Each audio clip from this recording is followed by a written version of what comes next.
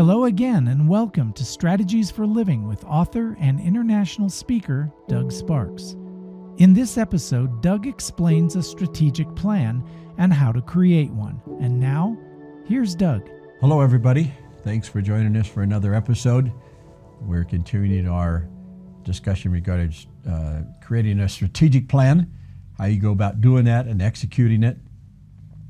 And just kind of summarizing a little bit, the assumption is that, life's tough. It's not fair. It's full of suffering, hardships. You're misunderstood, and on and on and on. And you can make every excuse in the book why you shouldn't do anything about it. It's like roll over and go, okay, whatever. I suggest that's not a very good strategy, because you could do that, but if you do, then you never end up going anywhere. When you're, pretty soon you're looking to be 30, and then you're 50, and then you're 60, and then you're at the end of your life, and you've really never done anything. And so that is not a good strategy. So the best strategy you can come up with is taking the hand you're dealt, as we talked about, both physically and, let's say, in temperamentally, those things that you can't really control much. The temperament stuff you can have a little bit more influence in. The physical attributes, you can do a bit, do the best you can. But what we can do, and what we do have a great deal of control of in terms of establishing a meaningful life and a life that has direction and significance, is we can do that by developing what we call and oftentimes refer to as character. Now, character basically is what you do with what you've got. Okay, how do you play the hand you're dealt in the best possible way that enables you to move forward to your goals and accomplish them and live a meaningful, significant life? So that's kind of in a nutshell. Now, I mentioned that I'm old school, and when we talk about some of the character qualities that we get into, we're going back not just old school, but like ancient school. Okay, we're going way back about 2,300 years to a Greek philosopher named Aristotle. Now, interestingly enough, about the 4th century BC, there were 3 guys that came along in fairly quick succession. So the first one was, of course, Socrates. And Socrates was the older, and then his friend and, I guess, student was Plato. And then Plato's student was a guy named Aristotle. And those 3 philosophers were really, really good. I mean, the stuff they said 2,300 years ago still impact our culture and society today in a huge way. One of the reasons why is because, remember the Renaissance, the rebirth of Greek thinking? Well, a lot of that was the rebirth of Socrates, Plato, and Aristotle's thinking and writing that did. Now, Socrates didn't write anything, but apparently Plato was the one that wrote down most of the things that Socrates did. But their writings and teachings were revisited in the Renaissance, and the Renaissance influenced the Enlightenment, and on and on and on. So we are still living with these 3 guys 2,300 years later. And for the most part, they were remarkably on point. They were obviously, back in the day, as it were, they didn't have the technical skills and all the stuff that we have. But in terms of general understanding of humanity and human nature and those kinds of things, they were exceptionally good. Now, somebody once said that character is formed in the crucible of adversity. And so it's that character that's formed through the struggles, through the hardships. Several years ago, I don't know, maybe 10 years ago, 15 years ago now, there was a movie that came out, and Angelina Jolie is the one that directed it, and it was called Unbroken. And it was the story of, I think his name was Louis Zamperini. And Zamperini was, his first sort of claim to fame was that he was an Olympian in the 1936 Olympics. And then after that, he came back to the United States. World War II broke out. He joined in the Army, the Air Force, maybe the Army Air Corps, I think is what it was called back in the day, and he was sent out to the Pacific Ocean and into the Pacific theater, and was an aviator, I think is what he was. And so in 1943, they were out on a reconnaissance mission, and their plane developed engine trouble, and they had to ditch it into the ocean. And if I remember right, only 3 of them survived that initial crash landing. And they had lifeboats, they had little rescue boats. They stayed alive on, I think, like the first 26 days or so. And then they were spotted by a Japanese fighter plane. And the guy came down and shot at him, but it didn't hit them, but he hit their boat. So now they lost their life rafts. So now they're hanging on to just little bits of stuff.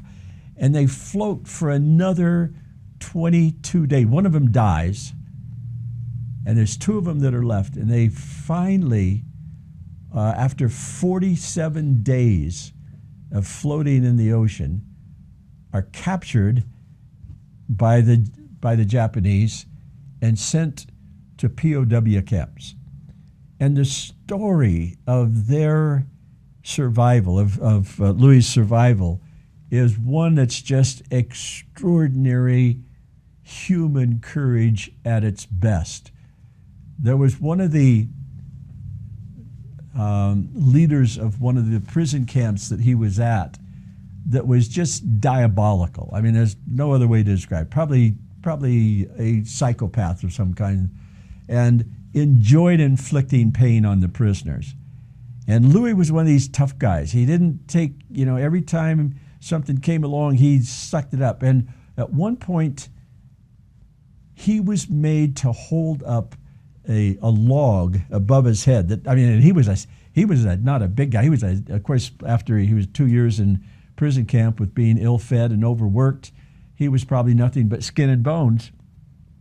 And he had to hold it up for a certain amount of time, or the camp commander was going to shoot one of the prisoners. And so he lifted that log up and held it, not only for the amount of time that was required, but just out of spite, he held it up for another 10 minutes or whatever it was, just to spite the guy. And as a result of that, he got a horrible beating for that. So this is Louis. I mean, he was a tough guy. I mean, unbelievably, the courage that he had, and the perseverance, on and on and on. Well, the character quality, hopefully we don't have to go to prisoner of war camps and do all this, for us to develop character. But it's that kind of character. It went on to serve him really well the rest of his life. But it's those kinds of character qualities that you can't just read about in a book. You've got to engage life in all of its dysfunctionalities and all of its suffering and all of its pain. You have to embrace it. You can't stand in one place or hide under anything. If you do, you can do that, but then you go nowhere. You've got to embrace it, realizing that as you move forward, the adversity that you face at the end of the day will make you stronger. In the old days, I don't even know if they even have it anymore, but I think it was called isometric exercises. And what you would do is you would stand in a doorway and you would push against the door as hard as you can. Now, of course, the door didn't move, but when you walked away stronger. And so it's that kind of a concept. Once you have resistance and you push against it, that's what makes you grow in strength. Now, physically, I think, as well as emotionally, when you have conflict, when you have challenges, and you push in and you press against it, you may not even overcome it. You may not dissolve the problem or completely overcome the challenge, but as a result of that, you walk away a much stronger person. And so character is something that we develop. And it's something that we do the rest of our life. It takes a great deal of work and effort It takes a great deal of intentionality. You have to really make this a high priority in your life. And it's something that you have to work at every single day. And it's not and again, it's the little things. It's the incremental improvements that you make that last the longest. So I encourage you, and if you're just starting out on this, or even if you've been at this for a long time, one is take it on in small incremental steps as much as you can possibly bear. Now, I've referred to Dr. Jordan Peterson, the clinical psychologist. He tells a story one time of one of his clients that he was trying to work with. I think the guy was in his 30s. He was still, living in his mom's basement and played video games for most of the day, and he was trying to get his life on track. And so Dr. Peterson was trying to encourage him to take some responsibility. And so he said to him, Bill, when's the last time you cleaned your room? And he goes, I've never cleaned my room. He goes, okay. Why don't you start with that? See if you can just, we'll meet again, I think, in 3 weeks, and see if you can't just clean your room. And so he comes back in 3 weeks, and he said, well, how'd that go? And he said, well, I got the vacuum cleaner up and in the doorway in my room, but that's all the further it went. I couldn't, and he said, so how'd you get in there? He said, well, I had to step over the vacuum cleaner every time I went in and out my room. But the job of cleaning my room was just too much. So Dr. Peterson said, okay, well, do you have a drawer that has like some socks or underwear or something in it? He goes, yeah. He said, well, can you just organize your drawer, clean your drawer, open it up, maybe fold some stuff, or at least, just try to do the drawer. And so the guy came back, I did the drawer. And he felt really good. He was really proud of himself. I did the drawer. Well, sometimes that's all it takes. Hey, just do the drawer, do the small things, do the stuff you can do. Because guess what? Your brain doesn't care how big the goal was. If your goal was to clean your drawer and you clean your goal, hey, you get your serotonin and dopamine, okay? You feel good about yourself. And so don't be afraid to start incrementally. Don't necessarily start with some big steps where you're going to change the world. No, figure out, okay, what's something that I can realistically do? And then give yourself some time to do it. And also, this is a complex one.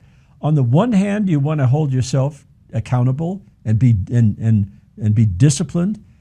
On the other hand, you want to be kind to yourself. Okay, in the sense that, remember those life messages? Most of the time, our default position is demeaning ourselves, right? You're so stupid, you're so dumb, I can't do anything. That's the default because you're still carrying the life message. So whenever that happens, besides trying to deal with the life message thing, stop that and say, be kind to yourself. Don't call yourself names. Say, okay, this is a goal I can do. This is an objective. It's a small one. I understand that, but I'm going to do it, and I'm going to feel good about it. And if I don't quite get it, that's okay. I'll get it tomorrow.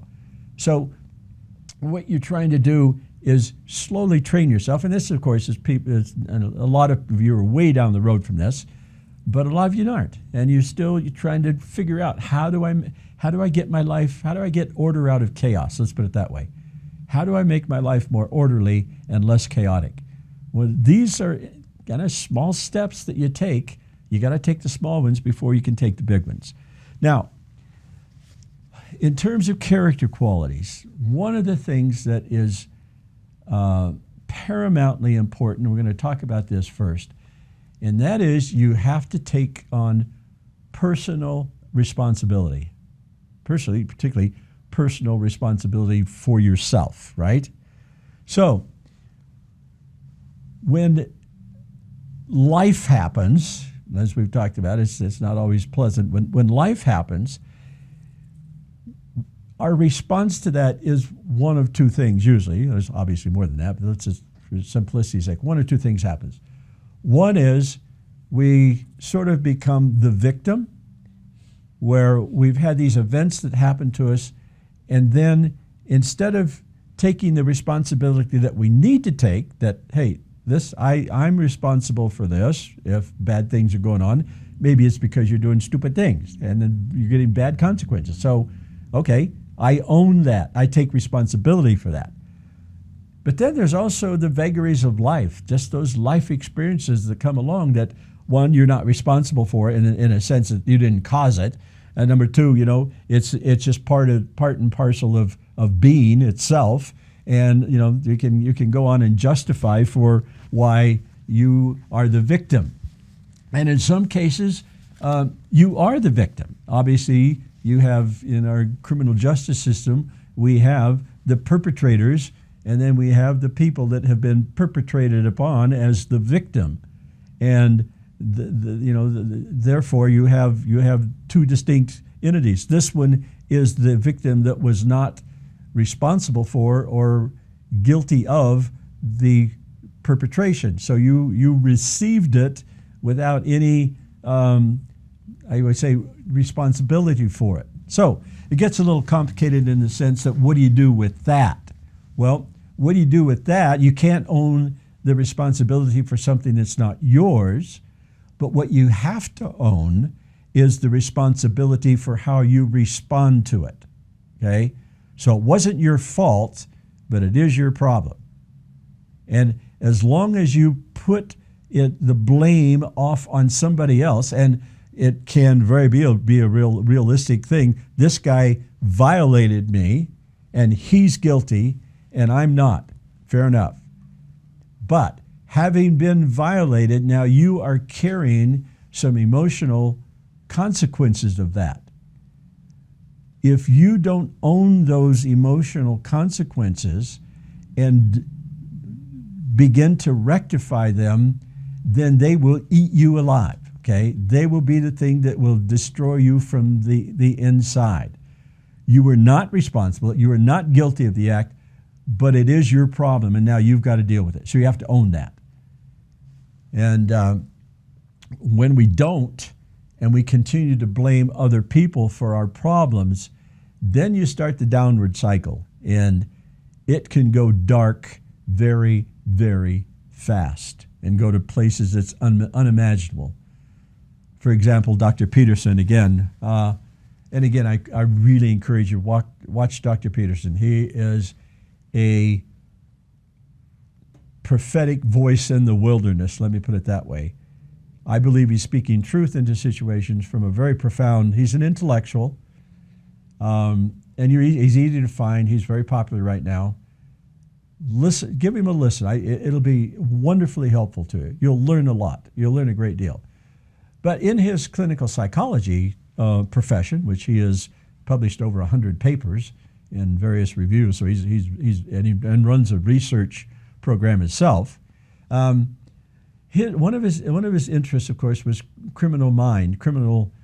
understanding the criminal mind, and especially what was in the mind and the heart of people that would go into schools and shoot up innocent children, which almost for all of us is the most reprehensible thing you could possibly do.